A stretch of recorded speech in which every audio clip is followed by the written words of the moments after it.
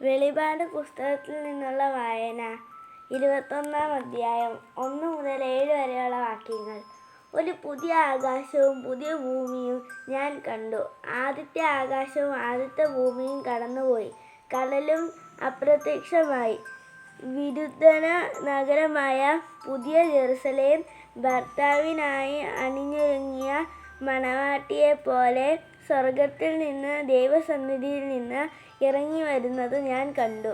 സിംഹാസനത്തിൽ നിന്ന് വലിയൊരു സ്വരം ഞാൻ കേട്ടു. ഇതാ, ദൈവത്തിൻ്റെ കൂടാരം മനുഷ്യരോടുകൂടെ അവിടുന്ന് അവരോടൊത്ത് വസിക്കും. അവർ അവിടുത്തെ ജനമായിരിക്കും. അവിടുന്ന് അവരോടുകൂടെ ആയിരിക്കുകയും ചെയ്യും. അവിടുന്ന് അവരുടെ മിഴികളിൽ നിന്നു കണ്ണീർ തുടച്ചു നീക്കും.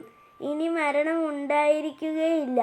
ഇനിമേൽ ദുഃഖമോ മുറിവിളിയോ വേദനയോ ഉണ്ടാവുകയില്ല. പഴയതെല്ലാം കടന്നുപോയി.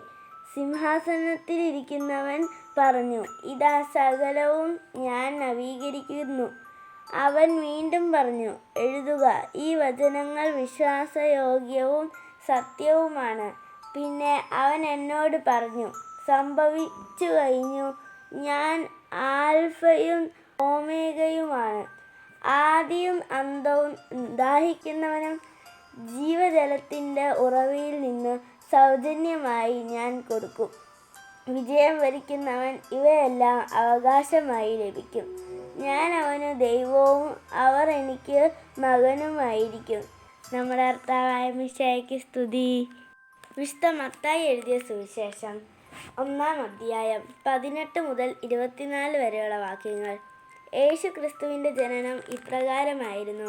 അവൻ്റെ മാതാവായ മറിയവും ജോസഫും തമ്മിലുള്ള വിവാഹ നിശ്ചയം കഴിഞ്ഞിരിക്കെ അവർ സഹവസിക്കുന്നതിനു മുമ്പ് അവൾ പരിശുദ്ധാത്മാവിനാൽ ഗർഭിണിയായി കാണപ്പെട്ടു. അവളുടെ ഭർത്താവായ ജോസഫ് നീതിമാനാകയാലും അവളെ അപമാനിതയാക്കാൻ ഇഷ്ടപ്പെടായ്കയാലും അവളെ രഹസ്യമായി ഉപേക്ഷിക്കാൻ തീരുമാനിച്ചു. അവൻ ഇതേക്കുറിച്ച് ആലോചിച്ചുകൊണ്ടിരിക്കെ കർത്താവിൻ്റെ ദൂതൻ സ്വപ്നത്തിൽ പ്രത്യക്ഷപ്പെട്ട് അവനോട് പറഞ്ഞു, ദാവീദിൻ്റെ പുത്രനായ ജോസഫ്, മറിയത്തെ ഭാര്യയായി സ്വീകരിക്കാൻ ശങ്കിക്കേണ്ട. അവൾ ഗർഭം ധരിച്ചിരിക്കുന്നത് പരിശുദ്ധാത്മാവിൽ നിന്നാണ്. അവൾ ഒരു പുത്രനെ പ്രസവിക്കും. നീ അവന് യേശു എന്ന് പേരിടണം. എന്തെന്നാൽ അവൻ തൻ്റെ ജനത്തെ അവരുടെ പാപങ്ങളിൽ നിന്ന് മോചിപ്പിക്കും.